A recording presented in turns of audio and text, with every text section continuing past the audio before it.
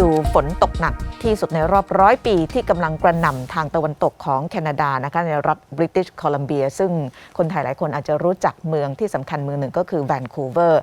ซึ่งขณะนี้นะคะกำลังมีการประกาศสถานการณ์ฉุกเฉินเนื่องจากความเสียหายหนักหนาสาหัสแล้วก็กระจายเป็นวงกว้างมากแล้วก็มีการระบุนะคะว่าสิ่งที่เกิดขึ้นเป็นความผิดปกติทางอากาศที่ไม่เคยเกิดขึ้นมาก่อนนะคะเดี๋ยวจะอธิบายปรากฏการณ์ให้ฟังแต่ว่าไปดูสภาพก่อนนะคะว่าแคนาดาทางฝั่งตะวันตกเจอกับอะไรบ้าง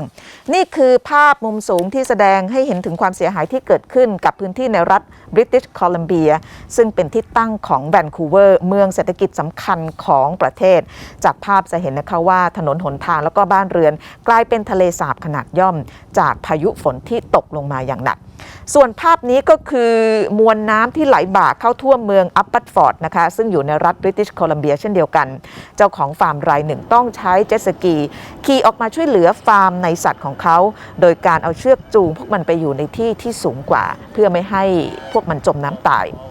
น้ำท่วมครั้งล่าสุดเกิดจากการที่พายุฝนกระหน่ำมาตั้งแต่วันอาทิตย์ที่ผ่านมาประชาชนในรัฐนี้ต้องติดอยู่ในบ้านนาน2 วันแล้วนะคะจากฝนที่ตกหนักก่อนจะพบว่าเกิดน้ำท่วมใหญ่ตามมาเบื้องต้นนอกเหนือจากบ้านเรือนและฟาร์มเกษตรจะเสียหายแล้วระบบไฟฟ้ายังใช้การไม่ได้ถนนหนทางและก็รถไฟในพื้นที่ถูกตัดขาด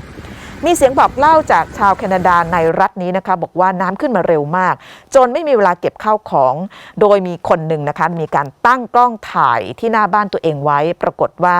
เห็นน้ำที่เร็วแล้วก็ไหลเชี่ยวมากPanicked and trying to leave in 20 minutes or so. You just don't think about that kind of stuff. You're thinking more of the immediate and clothes and some extra boots or some socks and blankets and that sort of thing. And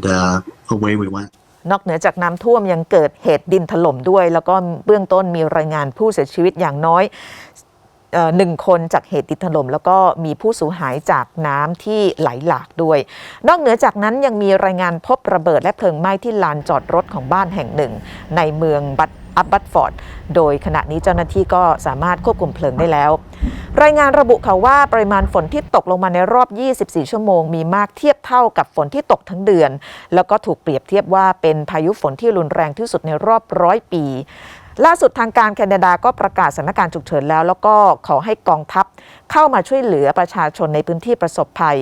โดยผู้ว่าการรัฐบริติชโคลัมเบียจอห์น ฮอร์แกนระบุว่าสิ่งของบรรเทาทุกข์ต่างๆจะลงไปพื้นที่ประสบภัยอย่างเร่งด่วน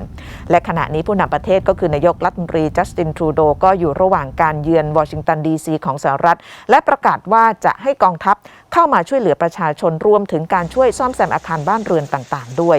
แล้วก็ย้ำว่ารัฐบาลจะทำทุกวิถีทางเพื่อบรรเทาทุกข์ของประชาชนI can confirm that there are hundreds of Canadian Armed Forces members currently headed to British Columbia to help with everything from supplies to evacuation to whatever is needed. There are thousands more on standby. We will continue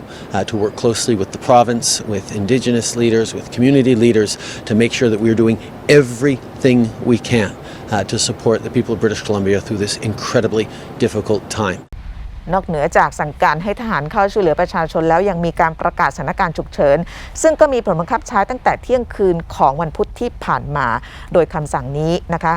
ประชาชนจะไม่ได้รับอนุญาตให้เดินทางเข้าไปยังพื้นที่ประสบภัยเพื่อให้เจ้าหน้าที่สามารถทำงานได้อย่างเต็มที่คำถามก็คือว่าภาพแบบนี้ไม่เคยเกิดขึ้นมาก่อนทำไมรัฐบริติชโคลัมเบียจึงเกิดอุทกภัยจึงเกิดฝนที่ตกหนักที่สุดในรอบ100 ปีนะคะซึ่งผู้เชี่ยวชาญได้ออกมาให้ข้อมูลแล้วก็วิเคราะห์ค่ะว่านี่คือผลกระทบโดยตรงที่เกิดจากสภาพอากาศที่แปรปรวนอันเนื่องมาจากสภาวะโลกร้อนนะคะเนื่องจากพื้นที่ทางตะวันตกของแคนาดาเนี่ยเป็นพื้นที่ที่ได้รับปรากฏการณ์บางอย่างทางธรรมชาติแล้วก็ทำให้มีฝนตกหนักมากกว่าผิดปกตินะคะเป็นที่ทราบกันดีนะคะว่ายิ่งอุณหภูมิของโลกยิ่งสูงขึ้นโอกาสในการเกิดพายุและน้ำท่วมรุนแรงก็จะยิ่งเพิ่มตามขึ้นไปด้วยในปีนี้เนี่ยเราเห็นหลายพื้นที่เจอกับน้ำท่วมรุนแรงมาก่อนหน้านี้ไม่ว่าจะเป็นในยุโรปรวมถึงที่จีนซึ่งมีปรากฏการณ์ฝนตกหนักเช่นเดียวกับที่เกิดขึ้นกับแคนาดาในขณะนี้ฝนที่มากกว่าปกติเนี่ยเกี่ยวข้องกับการเปลี่ยนแปลงของสภาพภูมิอากาศอย่างไร เมื่ออุณหภูมิของโลกสูงขึ้นแปลว่าหลายพื้นที่ของโลกอุ่นขึ้นด้วยโดยเฉพาะในมหาสมุทรค่ะและมหาสมุทรที่อุ่นขึ้นจะยิ่งทำให้ไอน้ำระเหยเป็นไอสู่อากาศได้มากขึ้นและเมื่อความชื้นในอากาศมีมากขึ้นปริมาณฝนที่ตกลงมาจึงมีมากขึ้นตามไปด้วยในกรณีของรัฐบริติชโคลัมเบียนักอุตุนิยมวิทยาชี้ค่ะว่าพื้นที่ทางตะวันตกของแคนาดาเนี่ยเผชิญกับขบวนพาเหรดของพายุฝนมาตั้งแต่เดือนกันยายนนะคะโดยมีปัจจัยเสริมอย่างแม่น้ำในชั้นบรรยากาศแม่น้ำในชั้นบรรยากาศคืออะไรและส่งผลอย่างไรต่อฝน100 ปีที่แคนาดาเจอที่เขาเรียกแม่น้ำเนี่ยเพราะว่าไอ้น้ำเหล่านี้ไหลไปมาในอากาศเหมือนแม่น้ำเกิดขึ้นจากการไหลเวียนของอากาศที่แตกต่างกันในพื้นที่นั้นๆหรือปัจจัยจากพายุในมหาสมุทรแปซิฟิกซึ่งส่งผลให้ความชุ่มชื้นถูกพัดพาจากที่หนึ่งไปอีกที่หนึ่งมากขึ้นแม่น้ำเหล่านี้จะทำหน้าที่เหมือนท่อส่งน้ำค่ะพาน้ำจากนอกชายฝั่งเข้าไปยังพื้นที่ในแคนาดาและเมื่อเจอกับอากาศที่เย็นกว่าไอน้ำก็จะกลั่นตัวเป็นฝนและไม่เพียงมีฝนตกลงมาเยอะขึ้นเท่านั้นแต่ยังก่อให้เกิดมวลน้ำไหลบ่ารุนแรงขึ้นด้วยเพราะว่าแคนาดาเจอกับอีกปัญหาหนึ่งก่อนหน้านี้ก็คือการตัดไม้ทำลายป่านั่นเองบริติชโคลัมเบียคือหนึ่งในพื้นที่ที่มีการเผชิญการสูญเสียพื้นที่ป่ามากที่สุดของประเทศส่งผลให้หน้าดินไม่มีต้นไม้ซับน้ำหรือเครื่องกีดขวางตามธรรมชาติอย่างหินและหญ้าน้ำจึงไหลเร็วขึ้นแล้วก็เกิดดินถล่มอย่างที่เห็นค่ะย้อนกลับไปกันยายนที่ผ่านมาซึ่งเป็นปลายฤดูร้อนนะคะบริติชโคลัมเบียก็เพิ่งจะเจอกับไฟป่าแล้วก็คลื่นความร้อนครั้งใหญ่ไปซึ่งส่งผลให้พื้นที่ป่าส่วนหนึ่งถูกทำลายแล้วก็นำมาซึ่งภัยพิบัติจากมวลน้ำไหลบ่าล่าสุด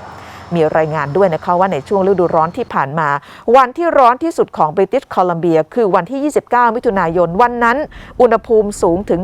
49.6 องศาเซลเซียสค่ะซึ่งเป็นความร้อนที่ไม่เคยเกิดขึ้นมาก่อนแล้วก็เกิดปัญหาคลื่นความร้อนตามมาฆ่าชีวิตผู้คนไปถึง 486 รายYeah, this summer of 2021 was definitely the hottest that I've ever seen, and also unusually hot for June specifically. Normally, Lytton does get really hot, but normally it's more July and August that are the hot months. So to have it be almost 50 degrees is unheard of, and to have it be over 45 in June is also. แคนาดานั้นเคยอยู่ในรายชื่อของ 10 ประเทศที่จะได้รับผลกระทบจากสภาพอากาศที่แปรปรวนมากที่สุดเมื่อปี 2020 นะคะส่วนใหญ่ของประเทศนี้เนี่ยเรามักจะเห็นว่าเป็นประเทศที่กำลังพัฒนานะคะประเทศที่จะได้รับผลกระทบจากสภาวะโลกร้อนมักจะได้ยินชื่อเคนยารวันดาหรือว่าบังคลาเทศรวมถึงประเทศในเอเชียแล้วก็เอเชียตะวันออกเฉียงใต้อย่างไทยด้วยแต่ว่าแคนาดาเนี่ยมาติดลิสต์เมื่อปีที่แล้วก็คือปี 2020 ว่าเป็นประเทศที่จะได้รับผลกระทบจากสภาพภูมิอากาศเปลี่ยนแปลงมากที่สุดทำไมถึงอยู่ในลิสต์อันนี้น่าสนใจมากเพราะว่าที่ตั้งของแคนาดาค่ะที่นี่ตั้งอยู่ใกล้กับภูมิภาคอาร์กติกซึ่งเป็นพื้นที่ที่กำลังอุ่นขึ้นอย่างรวดเร็วโดยรายงานระบุนะคะว่าอุณหภูมิเฉลี่ยของแคนาดากำลังสูงเพิ่มขึ้นเป็น2เท่าเมื่อเทียบกับพื้นที่อื่นๆของโลกและภัยพิบัติจากสภาพอากาศได้สร้างความเสียหายทางเศรษฐกิจไปแล้วประมาณ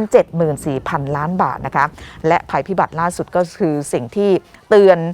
ใจมนุษย์อีกครั้งหนึ่งนะคะว่าทำไมการประชุม COP26 ที่เพิ่งเสร็จสิ้นไปที่กลาสโกวของสหราชอาณาจักรจึงมีความสำคัญที่โลกจะต้องตกลงกันให้ได้ที่จะลดการปล่อยก๊าซเรือนกระจกเพื่อกดไม่ให้อุณหภูมิโลกเกิน 1.5 องศาเซลเซียสก่อนยุคปฏิวัติอุตสาหกรรม